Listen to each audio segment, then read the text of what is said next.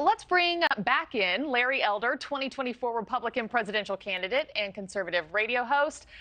Larry, good to see you back. The president spoke for 33 minutes yesterday, saying trickle-down economics has failed the middle class, touting the 13 million jobs he's created in office, creating competition to lower costs for small businesses, on and on. But has the economy improved enough for the president to be taking this victory lap? Are you kidding? 74% say that we're on the wrong track. And with all due respect, where's my town hall? You've not heard people say the kinds of things I'm talking about. I'm an America First, Make America Great candidate, but I'm also talking about things the others are not talking about at all. Notably, the murderous lie that America is systemically racist, a lie recently reiterated by Joe Biden at Howard University when he said the biggest threat to the homeland is white supremacy. Are you kidding me? The Anti-Defamation League keeps track of how many people are killed by extremists, no matter the race of the extremists. Last year, 25. In 2020, 10,000 black homicide victims. I assure you they were Larry, not killed by white supremacists. I hear you. Focusing on economics, if you were at that podium yesterday, if you were at a town hall tonight with us, what would people hear about Eldernomics? I mean, now that you've thrown your hat into the ring, how are you going to change things?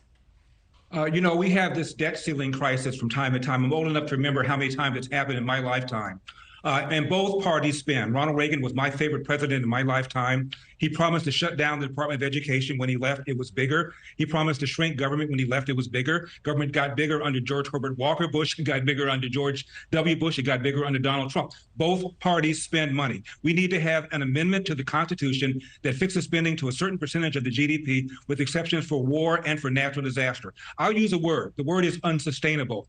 Barack Obama used that word to describe the so-called entitlements. Bill Clinton used that word to describe the so-called entitlements. But nothing gets done, because when you run and say you're going to reform these entitlements, the other side accuses you of not caring about the poor, not caring about the old, not caring about the sick. So nothing gets done. The can gets kicked down the road. You need to restrain spending with a law. And if you don't restrain spending, you cannot run for re-election again. And that requires an amendment to the Constitution. And let's talk jobs. Despite many stresses for consumers like inflation, the unemployment rate is near a historic low. Should the Biden administration at least get some credit for that? Look at pay. Look at pay. Look at the inflation rate. It's eroding real wages. Workers are making less money in real wages than they were when the Biden administration came in. We're still paying prices much higher than gasoline prices when he came in because of his war on oil and gas, a war that I will reverse. And to your point, what you're referencing there, the Bureau of Labor Statistics has found that the average hourly earnings have fallen more than 3% during the Biden administration. Can we switch gears here while I still have you? Meantime, less than 2 hours from now, the Supreme Court may hand down its decision in 2 cases challenging race-based admissions at Harvard University, also the University of North Carolina. Larry, should these affirmative action policies stay in place?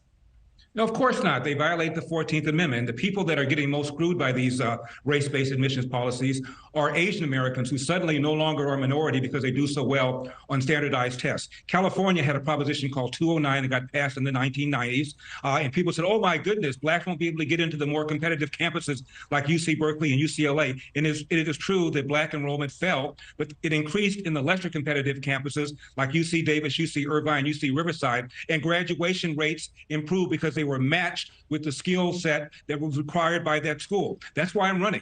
Go to elderforpresident.com. Please donate. I need 40,000 individual donors to qualify for that first debate in Milwaukee in August. You've not heard the kind of thing I'm going to be talking about. Yeah. Well, we'll be sure to have you back on. I know this is not the last time we're going to talk. We're following both of these topics very closely. Larry Elder, once again, thanks so much. We'll see you soon. Thank you very much. I await my invitation for my town hall. For your town hall. Thank you for watching. Go to newsnationnow.com to find NewsNation on your television provider. And don't forget to click the red subscribe button below to get more of NewsNation's fact-driven, unbiased coverage.